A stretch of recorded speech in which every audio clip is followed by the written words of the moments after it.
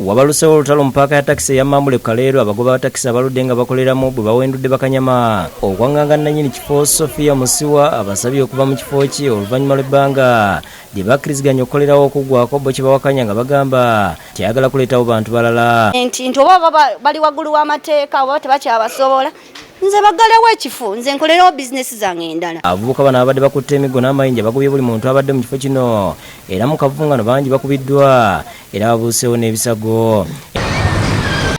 Nafuna omulimu ennaku zino gwa kupoota kati male nze kulinnya takisi ngende nkole ki njize famire yange abasajja ba takisi batandikidde okulwana ne batandika okunkuba sina na kyemmanyi. Badereva bannaffe essaawa zino waliwo abalina obulemu essaawa zino walina abatakyalina mikono n'amagulu be bamenya emikono n'amagulu. Embeera enewaliriza oluuyi lwa nnannyini kifo nalw'okuwendula abavubuka okwetaasa nga bakubaganye nga bwe bakubagana era bavuddewo batonnya musaayi nga buli ludda lulumiriza lunaalwo okuvaako obuzibu.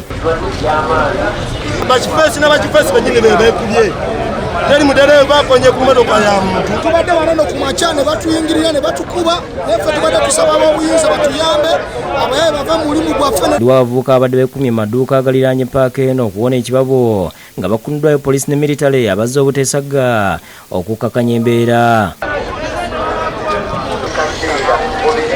Endoliito mu paaka eno ziri wakati wa Ibra Kakemba agambibwa okwesa amaanyi okutwala ekifo kino ne Salon Kalifani musajja alumbwa ssentebe w'ekibiina kya takisi ekya consortium yali akipangisa ku nnyini kyo.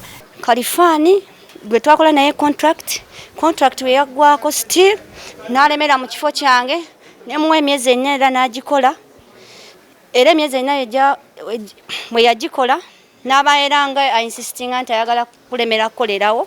Embeera eno ewaliza amyuka RCC Kawempe Kato Dauda okuyita enjuyi zombi n'abatwala ebyokwerinda e Kawempe okumulungula ensonga zino kyokka luyiiso olw'abaddereeva bonna okwagala okuleeta abamu ekikwatana n'ebiragiro mu kulwanyisa COVID-19 okusaasaana. Kati ategeeza nga bwasazeewo emirimu mu paaka eno gigire nga giyimirizibwa.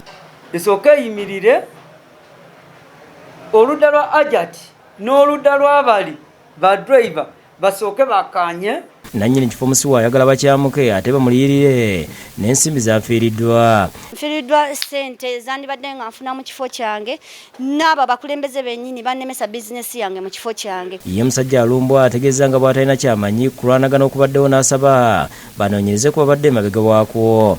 Banoonyereze ekikyamu we kiva bwe kiba nga ddala kiva ku Kalifani n'abantu abalala oba bonna bakivaamu gwe kivaako yenna bamukwate. Tukubira abasecurity omulanga bakwataganye ensonga ne bannamawulire betulabe bakubye batunulwemu kubanga babadde ku mirimu gyabwe. Poliisi eyiiriddwa mu paaka eno okunyweza ebyokwerinda oluvannyuma lw'abamu ku baddereeva okulumiza bannaabwe okwagala okubagoba baleetewo abaabwe. Stage ya takisi emaze wano emyaka egiwera 2 kati gwe bw'otugobawo ffenna ng'abamazeeko emyaka 15 oleetewo abapya muba bunkenke bw'amaanyi. Joseph Setimba ne David Tamale bakusakidde Green Bukedde TV.